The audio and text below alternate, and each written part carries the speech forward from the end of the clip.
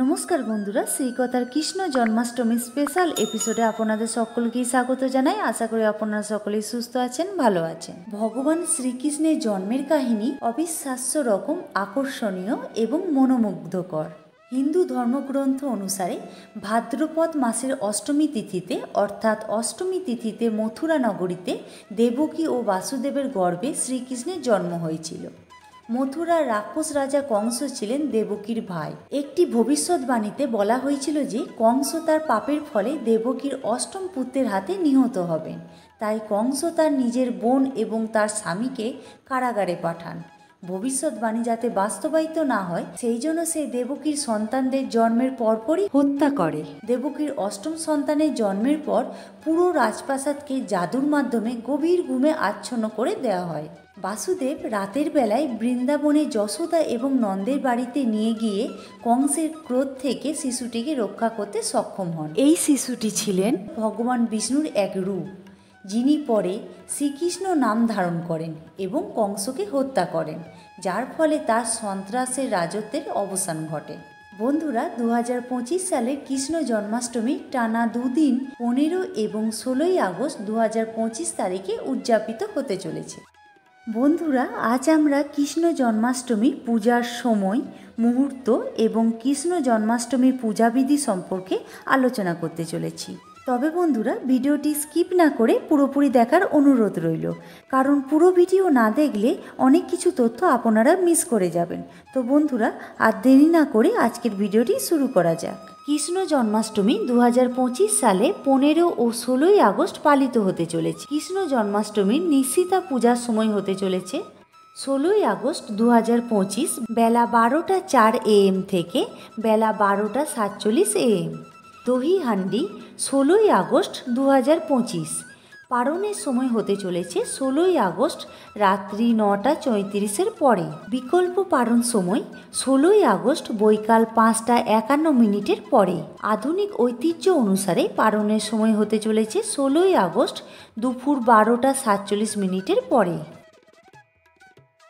এবার জেনে নেব অষ্টমী তিথি কখন শুরু ও কখন সমাপ্তি হচ্ছে।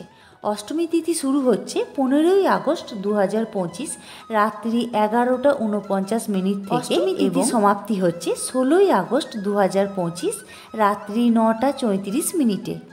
এবার বন্ধুরা, আমরা জেনে নেব রোহিণী নক্ষত্রের শুরু ও সমাপ্তি কখন। রোহিণী নক্ষত্রের শুরু 17 আগস্ট 2025 4টে 38 AM এবং রোহিণী নক্ষত্রের সমাপ্তি 18 আগস্ট 2025 3টে 17 AM। এবার বন্ধুরা, আমরা কৃষ্ণ জন্মাষ্টমীর পূজাবিধি সম্পর্কে জেনে নেব। এই উৎসবের পূজাবিধি অত্যন্ত গুরুত্বপূর্ণ, কারণ লাড্ডু গোপালের জন্মই সকল প্রস্তুতির কেন্দ্রবিন্দু। সকালে স্নান করে নতুন পোশাক পরুন। রাত্রে শ্রীকৃষ্ণের পালঙ্ক বা দোলনা সাজিয়ে পূজার প্রস্তুতি শুরু করুন এবং মন্দির পরিষ্কার করার জন্য গঙ্গাজল ব্যবহার করুন। পূজা শুরু করার জন্য ধ্যান করুন।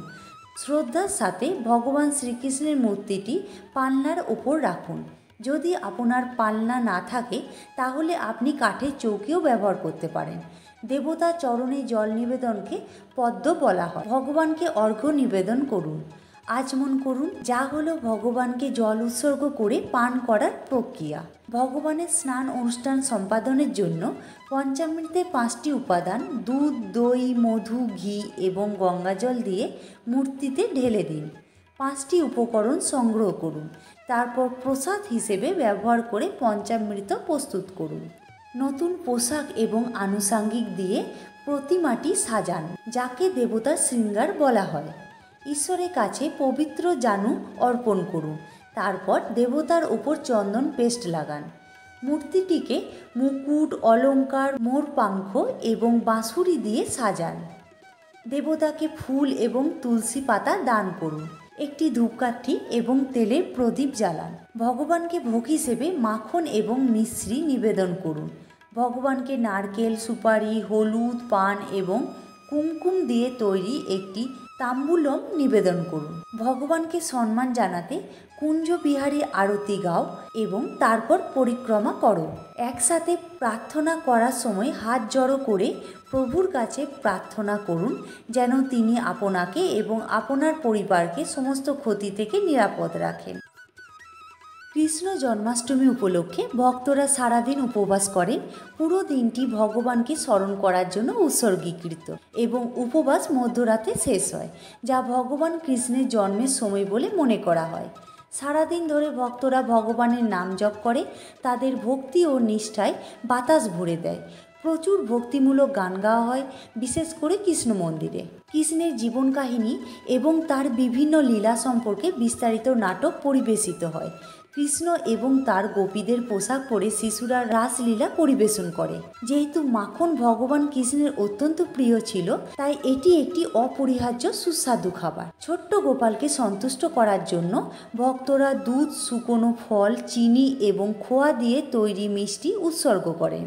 কৃষ্ণের শিক্ষা এবং জীবনের অর্থ মনে রাখার জন্য ভগবদ্গীতার কিছু অংশ উচ্চস্বরে আবৃত্তি করা হয়। জয় গোপাল, জয় শ্রীকৃষ্ণের জয়। তো বন্ধুরা, আজকের ভিডিওটি এই পর্যন্ত। ভিডিওটি ভালো লাগলে লাইক, শেয়ার, কমেন্ট করে সাবস্ক্রাইব করতে ভুলবেন না। আগামী দিনে এমন ভিডিও দেখার জন্য চ্যানেলের পাশে থাকুন। ধন্যবাদ।